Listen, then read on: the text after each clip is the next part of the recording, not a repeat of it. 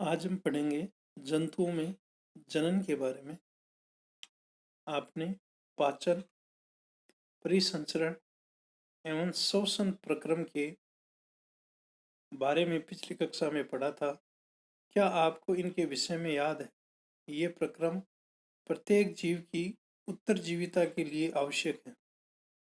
आप पौधों में जनन के प्रक्रम के विषय में भी पढ़ चुके हैं।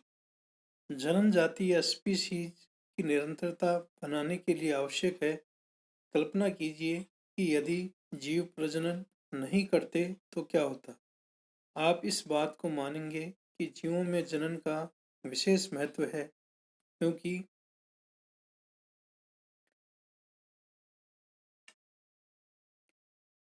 यह एक ऐसे जीवों में पीढ़ी दर पीढ़ी निरंतरता बनाए रखना सुनिश्चित करता है। आप पिछली कक्षा में पौधों में जनन के विषय में पढ़ ही चुके हैं। इस अध्याय में हम जानेंगे कि जंतु किस प्रकार जनन करते हैं।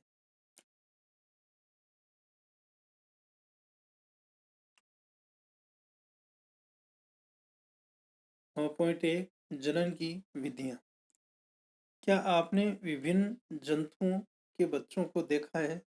कुछ जंतुओं के बच्चों के नाम सारणी 9.1 में बढ़ने का प्रयास कीजिए, जैसा कि क्रम संख्या 1 एवं 5 में उदाहरण देकर दर्शाया गया है। आपने विभिन्न जंतुओं के बच्चों का जन्म होते हुए भी देखा होगा। क्या आप बता सकते हैं कि चूजे और इल्ली अर्थात कैटरपिलर किस प्रकार जन्म लेते हैं? बिलोट और पिल्ले का जन्म किस प्रकार होता है? क्या आप सोचते हैं कि जन्म से पूर्व ये जीव वैसे ही दिखाई देते थे जैसे कि वह अब दिखाई देते हैं? आइए पता लगाते हैं। पौधों की ही तरह जंतुओं में भी जनन की दो विधियां होती हैं। यह है लैंगिक जनन और दूसरा है अलैंगिक जनन।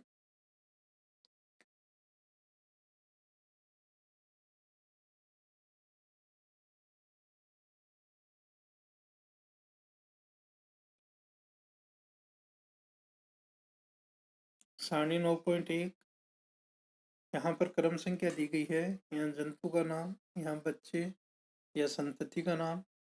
मनुष्य की संतति या बच्चे को शिशु बोलते हैं। बिल्ली के बच्चे को क्या बोलते हैं वो यहाँ लिखें। बिल्ली कुत्ता के संतति को क्या बोलते हैं वो लिख लें। तितली तितली के संतति को क्या बोलते हैं वो लिखना है। मुर्गी या कुक्कुट की संतति या बच्चे को चूजा बोलते हैं। गाय गाय की संतति को क्या कहते हैं, और मेंढक मेंढक की संतति को क्या कहते हैं, ये यहाँ पर इस सारणी में लिखना है।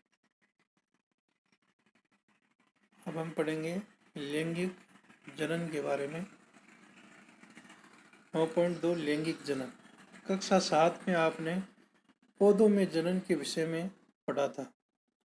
इसे स्मरण करने का प्रयास कीजिए। आपको याद होगा कि लैंगिक जनन करने वाले पौधों में नर और मादा जननांग भाग होते हैं। क्या आप इन भागों के नाम बता सकते हैं?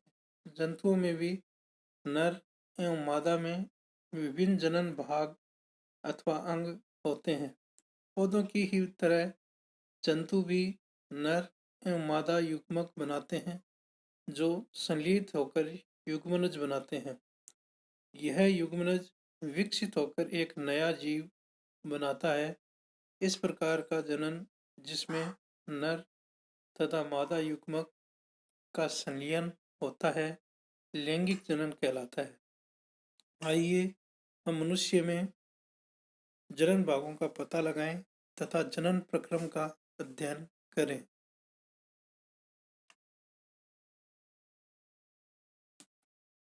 नर जनन अंग।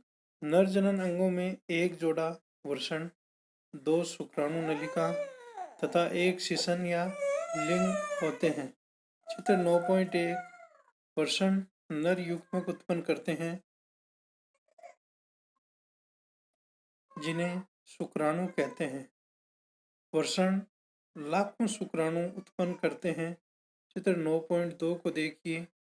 जिसमें शुक्राणु का चित्र दिखाया गया है। शुक्राणु यद्यपि बहुत सूक्ष्म होते हैं, पर प्रत्येक एक सिरे, एक मध्य भाग एवं एक पूंछ होती है।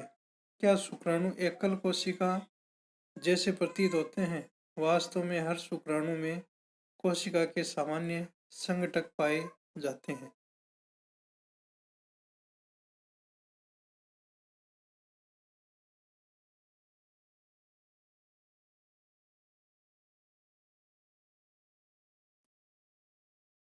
यहाँ पर चित्र 9.1 में मानव में नर जननांग को दिखाया गया है। इसको वर्षण बोलते हैं। ये दोनों भाग वर्षण है। इस भाग को शीशन बोलते हैं।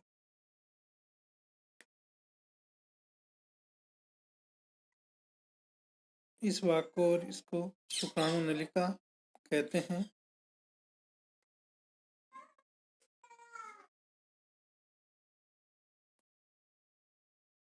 चित्र 9.2 में मानव शुक्राणु को दिखाया गया है। ये शुक्राणु की पूंछ है। ये इसका मध्य भाग है और ये ऊपर वाला भाग को सिर बोलते हैं। ये मानव शुक्राणु का चित्र है।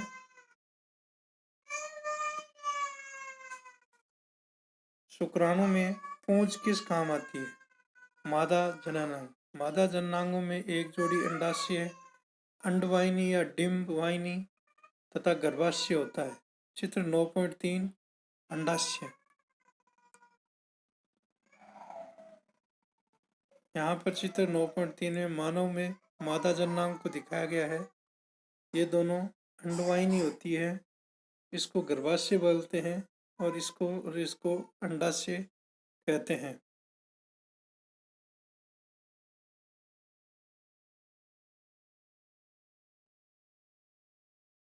मादा युग्मक उत्पन्न करते हैं जिसे अंडाणु या डिंब कहते हैं। चित्र 9.4 मानव स्त्रियों में प्रतिमास दोनों अंडाशयों में से किसी एक अंडाशय से एक विकसित अंडाणु अथवा डिंब का निर्मोचन अंडवाहिनी में होता है। गर्भाशय वह भाग है जहाँ शिशु का विकास होता है। शुक्राणु की तरह ही अंडाणु भी एक एकल कोशिका है।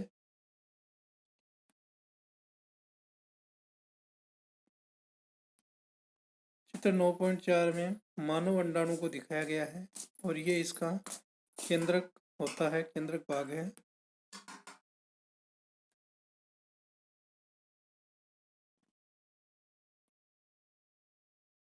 बूझों को पता है कि विभिन्न जंतुओं में अंडे का साइज अलग अलग होता है।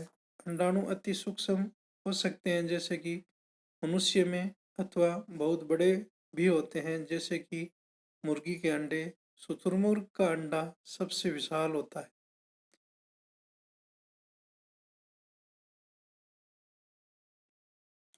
निषेचन। जनन प्रक्रम का पहला चरण शुक्राणु और अंडाणु का संलयन है।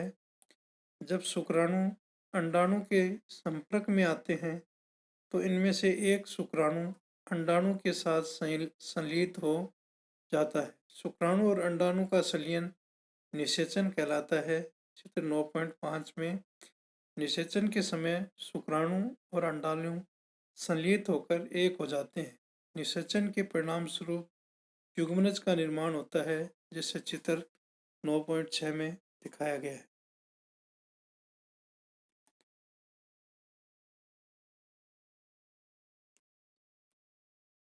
चित्र 9.5 में निषेचन को दिखाया गया है। ये भाग इसको अंडाणु कहते हैं। ये अंडाणु है और ये शुक्राणु है।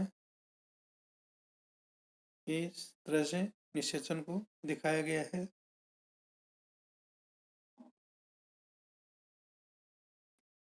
चित्र 9.6 में युग्मनज को दिखाया गया है। ये भाग संलित हो गया है। संलित केंद्रक का भाग है। ये युग्मनज को दिखाया गया है चित्र 9.6 में।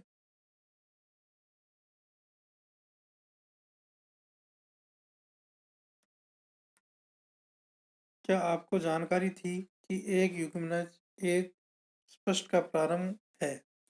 निषेचन के प्रक्रम में स्त्री या माँ के अंडाणु, नर या पिता के शुक्राणु का संयोजन होता है। नई संतति में कुछ लक्षण अपनी माता से तथा कुछ लक्षण अपने पिता से वंशानुगत होते हैं। अपने भाई अथवा बहन को देखिए, यह पहचानने का प्रयास कीजिए कि उनमें से कौन से लक्षण माता से और कौन से लक्षण पिताजी से प्राप्त हुए हैं। वह निषेचन जो माता के शरीर के अंदर होता है, आंतरिक निषेचन कहलाता है।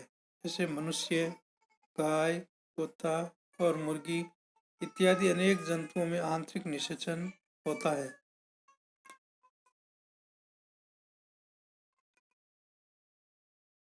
क्या आपने परखनली शिशु के विषय में सुना है? बुज और पहली के अध्यापक ने एक बार कक्षा में बताया था कि कुछ स्त्रियों के अंडवाहिनी अवरुद्ध होती है।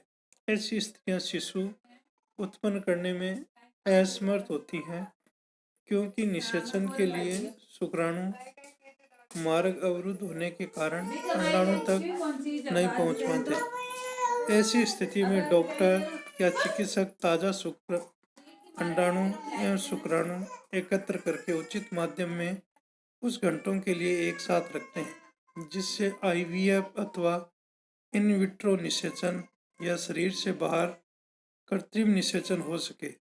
अगर निषेचन हो जाता है तो युग्मनज को लगभग 1 सप्ताह तक विकसित किया जाता है, जिसके पश्चात उसे माता के गर्भाशय में स्थापित किया जाता है।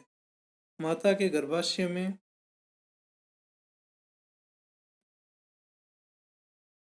गर्भाशय में पूर्ण विकास होता है तथा शिशु का जन्म सामान्य शिशु की तरह ही होता है। इस तकनीक द्वारा जन्मे शिशु को परखनली शिशु कहते हैं। यह एक मिथ्या नाम है क्योंकि शिशु का विकास परखनली में नहीं होता।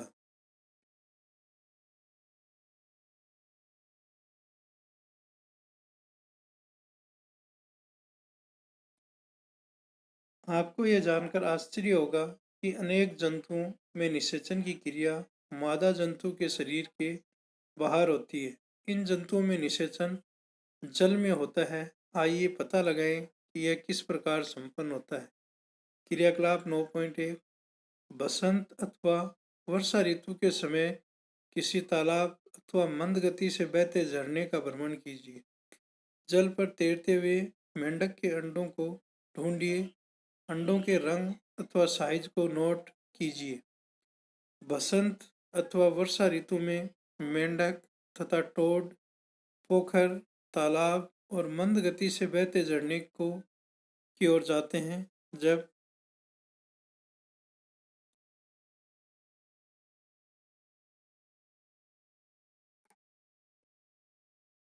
नर अथवा मादा एक साथ पानी में आते हैं तो मादा सैकड़ों अंडे देती है। मुर्गी के अंडे की तरह मेंढक के अंडे कवच से ढके नहीं होते तथा ये अपेक्षाकृत बहुत कोमल होते हैं। जेली की एक परत अंडों को एक साथ रखती है तथा इनकी सुरक्षा भी करती है, जैसे चित्र 9.7 में दिखाया गया है। यहाँ पर चित्र 9.7 में मेंढक के अंडों को दिखाया गया है।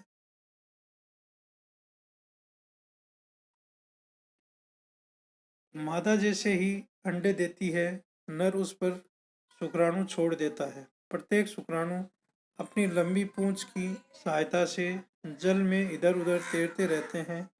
शुक्राणु अंड कोशिका के संपर्क में आते हैं, जिसके फलस्वरूप निषेचन होता है। इस प्रकार का निषेचन, जिसमें नर एवं मादा युग्मक का संलयन मादा के शरीर के बाहर होता है, बाह्य निषेचन कहलाता है। यह मछली, स्टारफिश जैसे जलीय प्राणियों में होता है।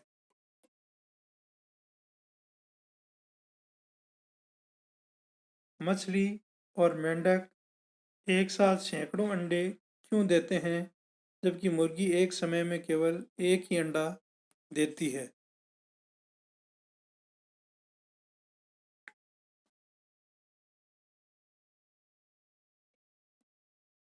यद्यपि यह जंतु सैकड़ों अंडे देते हैं तथा लाखों शुक्राणु निर्मोचित करते हैं, सारे अंडों का निषेचन नहीं होता, वह नया जीव नहीं बन पाते। इसका कारण यह है कि अंडे एवं शुक्राणु निरंतर जल की गति, वायु एवं वर्षा से प्रभावित या अनावृत होते रहते हैं। तालाब में दूसरे ऐसे जंतु भी होते हैं जो इन अंडों का भोजन करते हैं।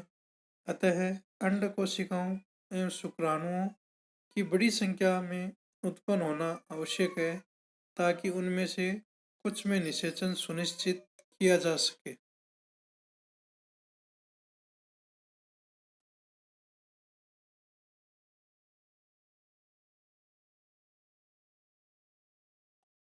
यहाँ पर चित्र 9.8 ए में युग्मनज का बनना तथा युग्मनज से भ्रूण का विकास दिखाया गया है। इसमें यहाँ पर ये अंडोत्सर्ग को दिखाया गया है।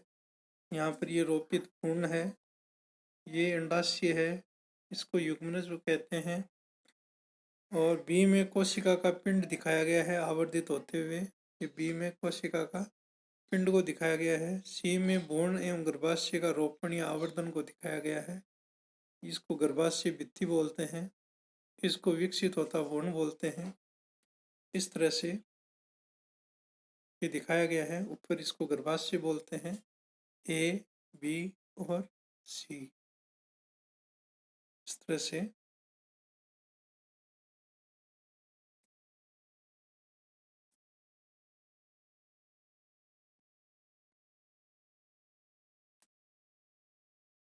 एक एकल कोशिका किस प्रकार एक बड़ा जीव बन सकता है।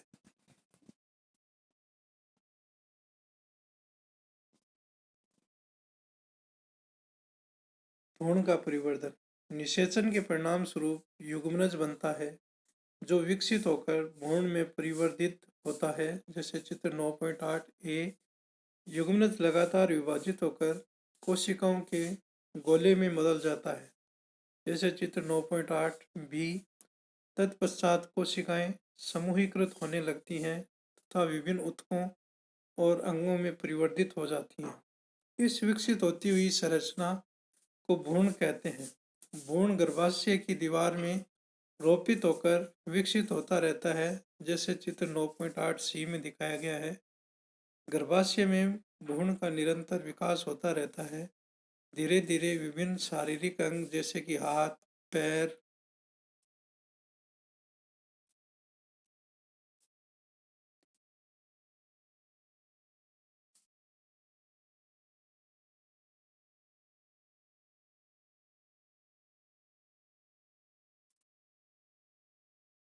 सिर, आंखें, कान इत्यादि विकसित हो जाते हैं। भ्रूण की वह अवस्था जिसमें सभी शारीरिक भागों की पहचान हो सके गर्भ कहलाता है। जब गर्भ का विकास पूरा हो जाता है तो मां नवजात शिशु को जन्म देती है।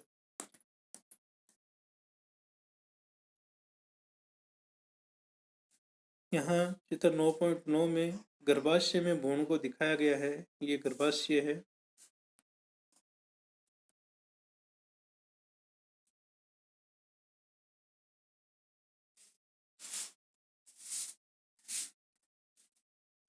मुर्गी में भी आंतरिक निषेचन होता है, परंतु क्या मनुष्य और गाय की तरह मुर्गी भी बच्चों को जन्म देती है। आप जानते ही हैं कि मुर्गी बच्चों को जन्म नहीं देती, तब चूजे कैसे जन्म लेते हैं, आइए पता लगाएं। निषेचन के फौरन बाद ही युग्मनज लगातार विभाजित होता रहता है और अंडवाहिनी में नीचे की ओर बढ़ता रहता है। इसके नीचे बढ़ने के साथ साथ इस पर सुरक्षित परत चढ़ती जाती है। मुर्गी के अंडे पर दिखाई देने वाला कठोर कवच भी ऐसी ही सुरक्षित परत है। कठोर कवच के पूर्ण रूप से बन जाने के बाद मुर्गी अंडे का निर्मोचन करती है। मुर्गी के अंडे को चूजा बनने में लगभग 3 सप्ताह का समय लगता है। आपने मुर्गी को उष्मायन के लिए अंडों पर बैठे देखा होगा। क्या आप जानते हैं कि अंडों के अंदर चूजे का विकास इस अवधि में ही होता है। चूजे के पूर्ण रूप से विकसित होने के लिए कवच के प्रस्फुटन के बाद चूजा बाहर आता है।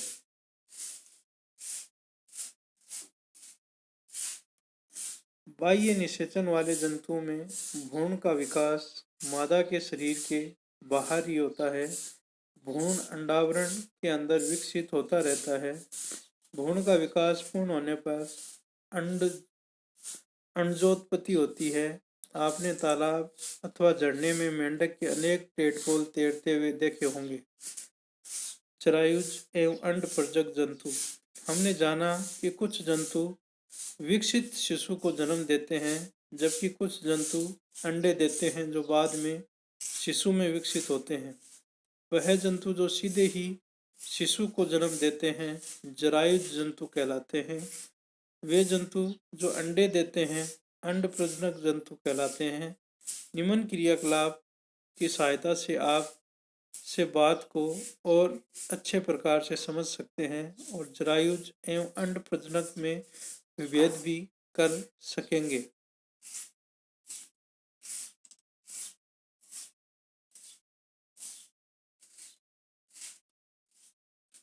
क्रियाकलाप 9.2 मेंढक, छिपकली, तितली अथवा स्लग, मुर्गी तथा कोए अथवा किसी अन्य पक्षी के अंडे को अवलोकन करने का प्रयास कीजिए। क्या आप इन सभी प्राणियों के अंडों का अवलोकन कर पाए हैं?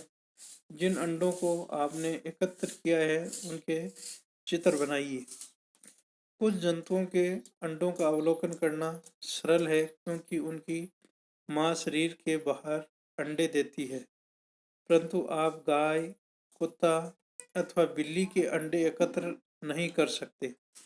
यह इसलिए क्योंकि वह अंडे नहीं देते, इसलिए मां पूर्ण विकसित शिशु को ही जन्म देती है।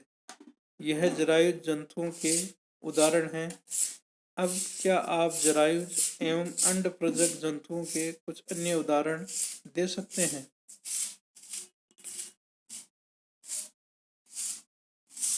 शिशु से वयस्क। नवजात जन्मे प्राणी अथवा अंडे के प्रस्फुटन से निकले प्राणी तब तक वृद्धि करते हैं रहते हैं जब तक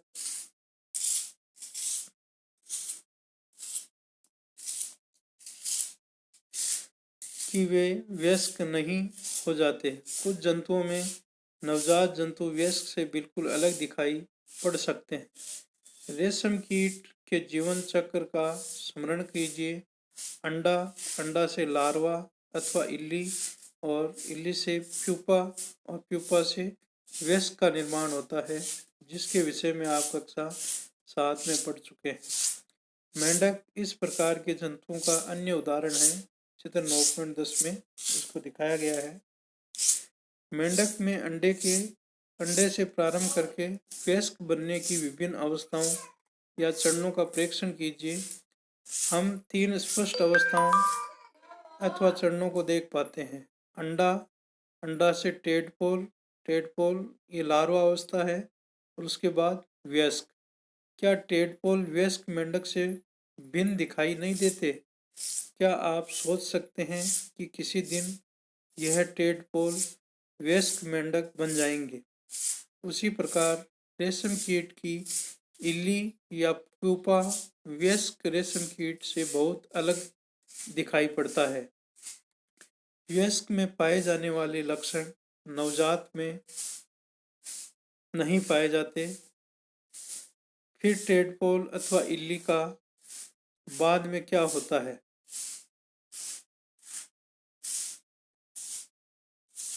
यहाँ पर ये मेंढक का जीवन चक्र दिखाया गया है।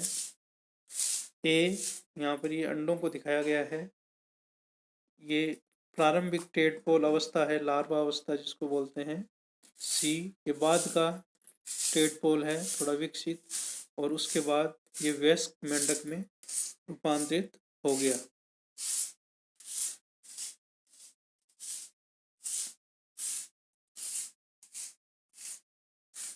आपने एक सुंदर शलभ को कोकून से बाहर निकलते देखा होगा। टेडपोल रूपांतरित होकर वयस्क में बदल जाता है, जो छलांग लगा सकता है और तैर सकता है। कुछ विशेष परिवर्तनों के साथ टेडपोल का वयस्क में रूपांतरण कायांतरण कहलाता है। जैसे जैसे हम बड़े होते हैं, हम शरीर में किस प्रकार के परिवर्तन देखते हैं? क्या आप सोचते हैं कि हमारा भी कायांतरण होता है? मनुष्य में जन्म के समय से ही नवजात शिशु में वयस्क समान शारीरिक अंग मौजूद होते हैं। 9.3 अलैंगिक जनन। अब तक हमने जनन प्रक्रम का अध्ययन कर उन जंतुओं में पढ़ा है कि जिनसे हम परिचित हैं, परंतु अत्यंत छोटे जंतु जैसे कि हाइड्रा एवं सूक्ष्मदर्शी जंतु जैसे कि अमीबा में जनन किस प्रकार होता है? क्या आप उनके प्रजनन करने के ढंग के विषय में जानते हैं? आइए इसका पता लगाएं।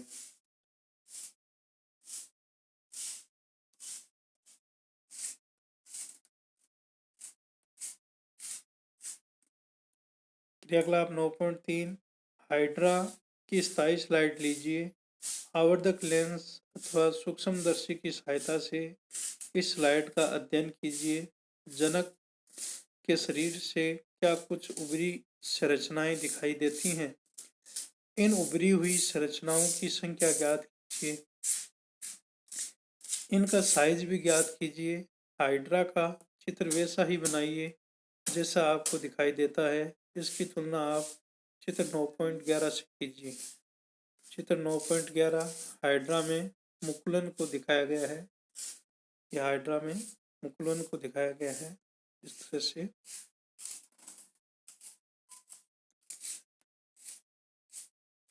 प्रत्येक हाइड्रा में एक या अधिक उभार दिखाई दे सकते हैं। ये उभार विकसित होते नए जीव हैं जिन्हें मुकुल कहते हैं। स्मरण कीजिए कि ईस्ट में भी मुकुल दिखाई देते हैं। हाइड्रा में भी एक एकल जनक से निकलने वाले उद्धरण से नए जीव का विकास होता है। इस प्रकार के जनन को, जिसमें केवल एक ही जनक नए जीव को जन्म देता है, अलैंगिक जनन कहते हैं। हाइड्रा में मुकुल से नया जीव विकसित होता है, इसलिए इस प्रकार के जनन को मुकुलन कहते हैं। अलैंगिक जनन की अन्य विधि अमीबा में दिखाई देती है। आइए देखें यह कैसे होता है।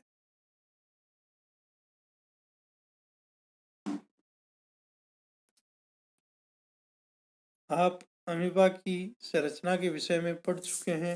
आपको स्मरण होगा कि अमीबा एक कोशिक होता है। चित्र 9.12 ए, इसमें केंद्रक के दो भागों में विभाजन से जनन क्रिया प्रारंभ होती है। चित्र 9.12 बी, इसके बाद कोशिका भी दो भागों या कोशिकाओं में बंट जाती है, जिसके प्रत्येक भाग में केंद्रक होता है, जैसे चित्र 9.12 सी में दिखाया गया है। परिणाम स्वरूप एक जनक से दो अमीबा बनते हैं। चित्र 9.12 डी में दिखाया गया है।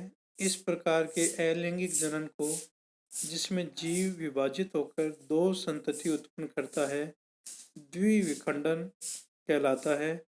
मुकुलन एवं द्विविखंडन के अतिरिक्त कुछ अन्य विधियां भी हैं जिनके द्वारा एकल जीव संतति जीवों में, यहाँ पर ये ए दिखाया गया है, ए कोशिका अमीबा है। यहाँ बी को दिखाया गया है, ये विभाजित केंद्रक। यहाँ पर केंद्रक के दो भागों में, ये दो भागों में इसका विभाजन हो जाता है बी में, और सी में दो भागों में ये अलग अलग बंट जाता है। और ये इसका डी भाग है। ये अमीबा में द्विविखंडन को दिखाया गया है। इस तरह से ये संतति का निर्माण हो जाता है। ये अमीबा में द्विविखंडन इस तरह से होता है।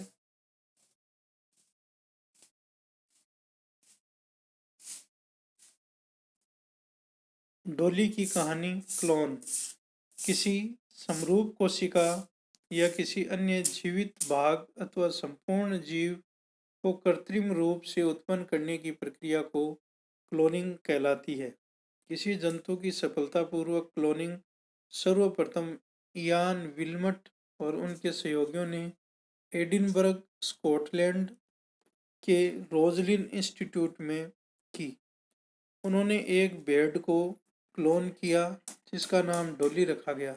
जैसे चित्र 9.13 सी में डॉली का जन्म 5 जुलाई 1996 को हुआ था। यह क्लोन किया जाने वाला पहला स्तनधारी था।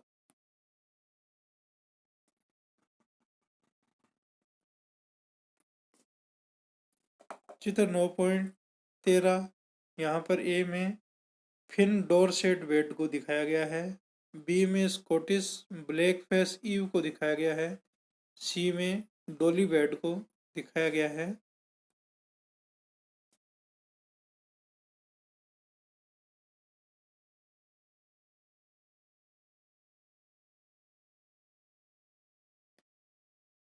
डॉली की क्लोनिंग करते समय फिन डोरसेट नामक मादा भेड़ की स्तन ग्रंथि से एक कोशिका एकत्र की गई, जैसे चित्र 9.13 ए में।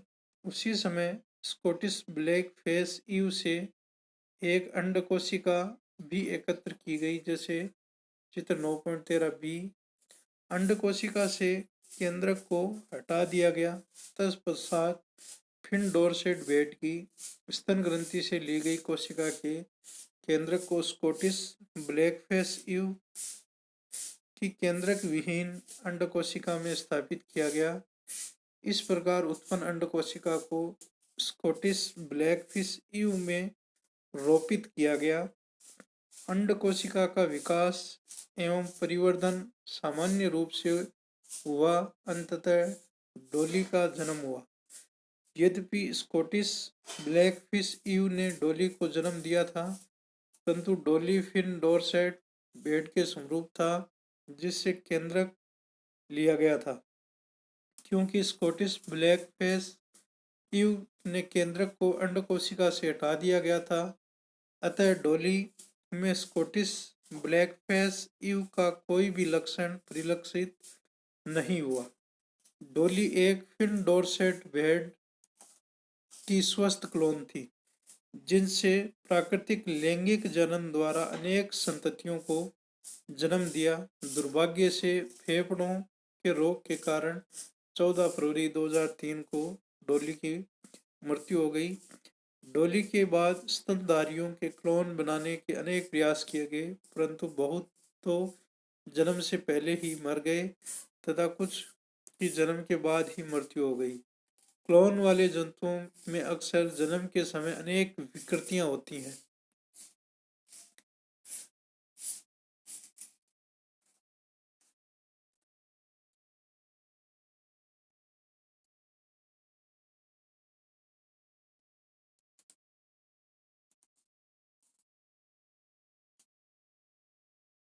इस तरह से ये हमारा अध्याय पूरा हो गया है।